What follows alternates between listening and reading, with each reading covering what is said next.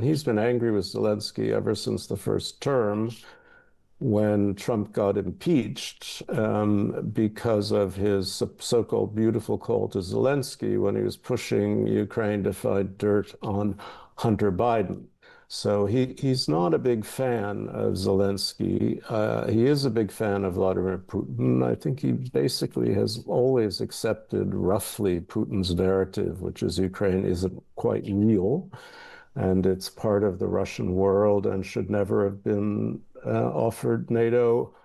Now, negotiations continue today in Geneva between Ukraine and USA officials in an attempt to finalise a deal to end the Russia-Ukraine war. Now, the USA, a tremendous amount of progress has been achieved. Donald Trump had threatened Vladimir Zelensky that he would withdraw his support if a deal wasn't agreed by this Thursday. He seems to sort of have scaled back from that. But the initial proposal includes Ukrainian troop withdrawal from parts of the eastern Donetsk region. They currently control that. The de facto Russian control of Donetsk, Luhansk, reducing and limiting the size of Ukraine's military, and a pledge for Ukraine not to join NATO. European leaders are said to have put forward a counter-proposal to the US peace plan. Stephen Erlanger, the New York Times chief diplomatic correspondent, is here to help us sort of understand the details. Stephen, good morning. Good morning. From your sense, how do you think the negotiations have been going in Geneva? Hard to say. I mean, the Europeans are taken by surprise. I think Marco Rubio was taken by surprise. The Ukrainians are certainly taken by surprise. So they're trying to put this kind of very amateurish draft of a framework agreement into proper places and to protect Ukrainian interests, because in its initial form, it seemed to favor Russia quite a lot. So the Europeans are helping the Ukrainians to try to shore up the security guarantees, to try to make sure that they don't have to give up territory Russia hasn't conquered yet. The problem with all of this is that in the end, the American conclusion, and this is the Pentagon as well as Trump in some fashion, is that Ukraine cannot really win this war, that Russia is slowly winning it, and that over time, Russia will keep pressing. So it's time to end it. The big question is on what terms, and also whether Russia will agree to any of these terms. Russia's an agent in all of this, too. Well, completely. And so much of this has been, resting on Donald Trump, his power, his influence. And he had said earlier on the weekend that Ukraine's leaders had showed zero gratitude for US efforts to end the Russia-Ukraine war. If that is if Donald Trump feels as though Ukraine have been flippant, even if that isn't the case, that weakens even further Ukraine's negotiating position. Well, it does. And it also, Trump keeps circling back to the same old things, right? Whether, NATO's some club and people aren't paying the dues and tariffs are the way to solve all the problems. I mean, these are old obsessions. And he's been angry with Zelensky ever since the first term when Trump got impeached because of his so-called beautiful call to Zelensky when he was pushing Ukraine to find dirt on Hunter Biden. So he's not a big fan of Zelensky. He is a big fan of Vladimir Putin. I think he basically has always accepted roughly Putin's narrative, which is Ukraine isn't quite real, and it's part of the Russian world and should never have been offered NATO membership. So, this is the kind of baseline. Now, Trump also admires Zelensky to some degree, the pluck of Ukraine and the toughness. He's come to admire that. But he's obsessed with this idea that they never thank Washington enough. And even though Zelensky bends over backwards to thank him now at every possible opportunity, Trump again reverts to his old beliefs. It does.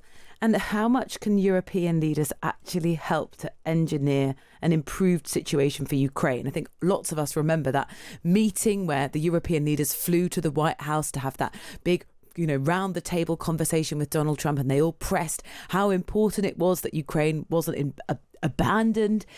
And I wonder how much sway, actually, people like Emmanuel Macron, Keir Starmer, Giorgia Meloni actually have on Donald Trump. Well, it's as much now what they have on Marco Rubio, who I think sort of understands this isn't a great deal the way it was originally presented by Mm. Steve Witkoff.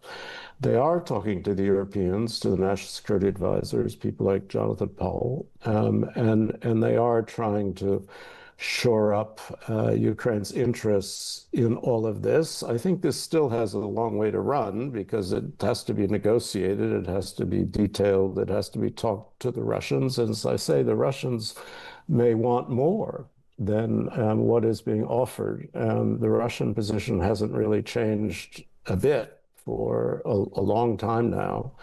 And as favorable to Russia as this original draft is, it isn't all that Russia wants, and Russia can keep going with the war if it chooses to.